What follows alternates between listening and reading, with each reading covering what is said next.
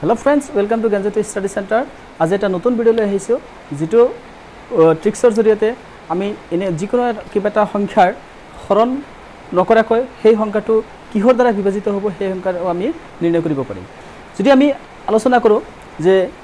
কিছুমান কম্পিটিটিভ এক্সামত এনেকুৱা আহে যে ইমান ডাঙৰ এটা সংখ্যা দিয়া থাকিব ফৰ এক্সাম্পল হিচাপে 3 4 6 9 4 এনেকুৱা কিবাটা সংখ্যা দিয়া থাকিলে সেই সংখ্যাটো 2 ৰে বিভাজিত হ'ব না নাই 3 ৰে বিভাজিত হ'ব না নাই তেনেকুৱা ধৰণৰ যদি কিবা এটা সংখ্যা থাকে সেই সংখ্যাটো 2 ৰে বিভাজিত হ'ব না নাই 3 ৰে বিভাজিত হ'ব না নাই আমি কেনেকৈ নিৰ্ণয় কৰিম যদি আমি হেতু হৰণ কৰি উলাব যাও তেতিয়া হলে আমাৰ সময় বহুখিনি দৰকাৰ হয় গতিকে আমি হৰণ নকৰাকৈ কেনেকৈ ট্ৰিক্সৰ জৰিয়তে সেই হৰণফলটো নিৰ্ণয় কৰিব পাৰিম সেই বিষয়ে আমি আজি আলোচনা কৰিম আহক আমি ভিডিঅ'ৰ মাজলৈ আহো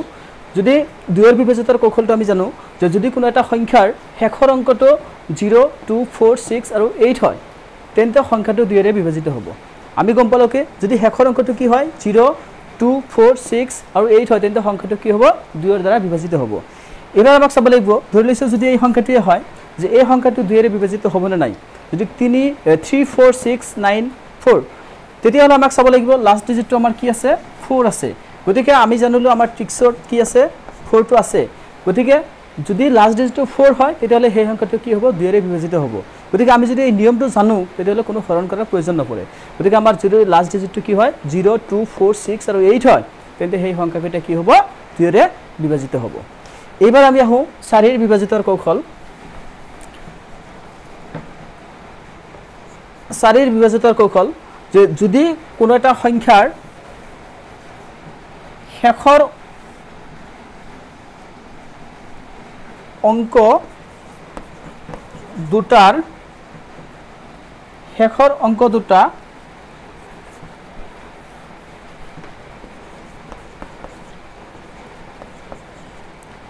4 ৰে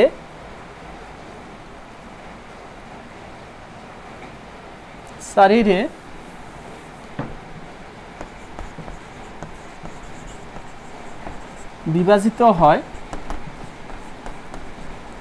তেন্তে সংখ্যাটো 4 ৰে বিভাজ্য হ'ব তাৰ মানে আমি কি গম পালো যে যদি কোনো এটা সংখ্যাৰ শেষৰ অংক দুটা 4 ৰে বিভাজ্য হয় সে আমি যদি এটা সংখ্যা লও যে যদি আমি সংখ্যাটো যিকোনো সংখ্যা লও 6 2 3 8 2 4 এনেকুৱাকৈ আমি যিমান ডাঙৰ সংখ্যা নলও কিয় সে ধৰি লৈছে এই সংখ্যাটো যে 6 2 3 8 2 4 এই সংখ্যাটো 4 ৰে বিভাজিত হ'বনে নাই হেতু আমি কেনেকৈ নিৰ্ণয় কৰিম এবাৰ যদি আমি হৰণ কৰিব যাও 4 6 ৰ মাজত একবাৰ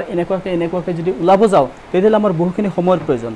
এবাৰ আমাক কি কৈছে ট্ৰিক্সটো তেনেকুৱা আছে যে যদি কোনো এটা সংখ্যাৰ শেষৰ অংক দুটা 4 ৰে বিভাজিত হয় শেষৰ অংক দুটা মানে কি হ'ব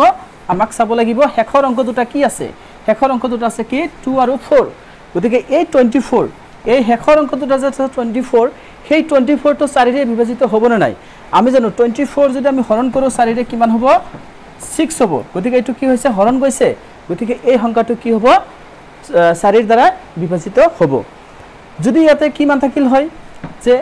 2 3 থাকিলে হয় তেতিয়া হলে 23 হল গৈ 23 হলে 4 ৰে বিভাজিত হইতো নহব গতিকে সেই সংখ্যাটো 4 ৰ দ্বাৰা বিভাজিত নহব গতিকে 24 হলে হ'ব গতিকে এই যে এনেকুৱা অকল 24 এ নহয় যিকোনো সংখ্যা যদি আমাৰ 8 হয় তেতিয়া হলে এটো কি হ'ব 4 ৰে বিভাজিত হ'ব 4 7 গুণ 28 গতিকে এটো কি হৈ যাব 4 ৰ দ্বাৰা বিভাজিত হ'ব গতিকে 4 ৰ বিভাজিতৰ কৌশলটো হল কি যদি শেষৰ লাস্ট দুটা ডিজিটটো যদি 4 ৰে হৰণ যায় তেতিয়া হলে এই অংকটো কি হ'ব 4 ৰে হৰণ যাব এইবাৰ আমি আলোচনা কৰিম 3 ৰ বিভাজিতৰ কৌশল 3 ৰ বিভাজিতৰ কৌশলটো জানিবলৈ হলে আমাক এনেকুৱাকৈ জানিব লাগিব যে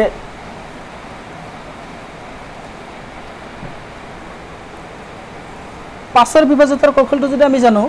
যে 5 ৰ বিভাজিতৰ কৌশলটো হল কি যদি কোনো এটা সংখ্যাৰ শেষৰ অংকটো কি হয় 0 আৰু 5 হয় শেষৰ অংকটো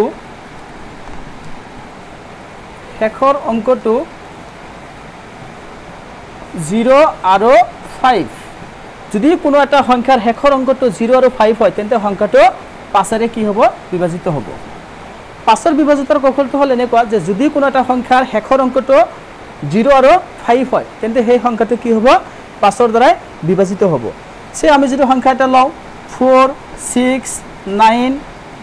0 গতিকে এই সংখ্যাটো কি হ'ব 5 দ্বাৰা বিভাজিত হ'ব আকৌ যদি আমি এটা সংখ্যা লওঁ 7 6 8 9 5 তেতিয়া হলে এই সংখ্যাটো কি হ'ব 5 দ্বাৰা বিভাজিত হ'ব অৰ্থাৎ আমি এখাৰ কথা গম পালোকে যদি সংখ্যা এটা লাস্ট ডিজিটটো যদি 0 আৰু 5 হয় তেতিয়া হলে সেই সংখ্যাটো কি হ'ব 5 দ্বাৰা বিভাজিত হ'ব এইবাৰ আমি কি কম 3 এৰ বিভাজিতৰ কৌশল যে 3 এৰ বিভাজিতৰ কৌশলটো জানিবলৈ হলে কি কৰিব লাগিব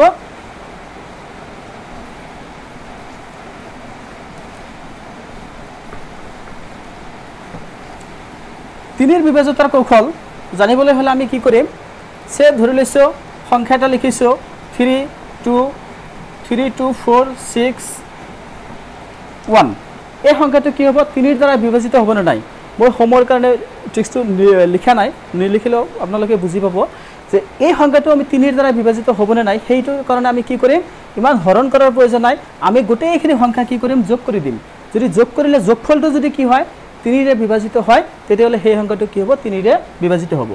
3 আৰু 2 যোগ কৰিলে কিমান হ'ব 5 5 আৰু 4 9 9 আৰু 6 কিমান হ'ব 15 15 আৰু 1 কিমান হ'ব 16 16 এটুক আমি কি কৰিব নোৱাৰো 3 ৰে ডিভাইড কৰিব নোৱাৰো গতিকে এই সংখ্যাটো কি হ'ব 3 ৰে বিভাজিত নহব এবাৰ আমি যদি লও 6 2 তাৰপিছত 304 এই সংখ্যাটো 3 ৰে বিভাজিত হ'ব না নাই যদি আমি এনেকুৱাকে কি কৰিছো যোগ কৰি দিও তেতিয়াহলে কি হ'ব 6 আৰু 6 যোগ কৰিলে কিমান হ'ব 12 12 আৰু 2 14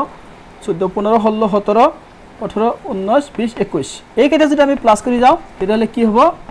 আমাৰ ৰিজাল্টটো পাম কিমান 21 গতিকে এই যে যোগ কৰিলে 21 পালো গতিকে 21 আমি যদি 3 ৰে ডিভাইড কৰিব হৰণ কৰো তেতিয়াহলে কিমান বাৰ যাব 7 বাৰ যাব গতিকে এটো 3 ৰে ডিভাইডেড কৰিব পাৰো গতিকে এই সংখ্যাটো কি হ'ব 3 এৰ দ্বাৰা বিভাজিত হ'ব গতিকে 3 এৰ বিভাজিতৰ কৌশলটো হলকে যে যদি কোনো এটা সংখ্যাৰ অংক কেইটাৰ যোগফল 3 ৰে বিভাজিত হয় তেতিয়াহলে সেই সংখ্যাটো 3 ৰে বিভাজিত হ'ব মই আকৌ কৈছো যে 3 এৰ বিভাজিতৰ কৌশলটো হল কেনেকুৱা যে যদি কোনো এটা সংখ্যাৰ অংক কেইটাৰ যোগফল 3 এৰ দ্বাৰা বিভাজিত হয় তেতিয়াহলে সেই সংখ্যাটো 3 ৰে বিভাজিত হ'ব আজিলৈ এইখিনি আগবঢ়াইছো নেক্সট আমি ভিডিও এটা আগবঢ়াম যেটো 6 7 8 9 10 11 এই কেইটাৰে কেনেকৈ হৰণ কৰিব পাৰো সেই বিষয়ে আমি পৰৱৰ্তী ভিডিওটা আগবঢ়াই আছো আজিলৈ ইমানে থ্যাংক ইউ ফৰ ওয়াচিং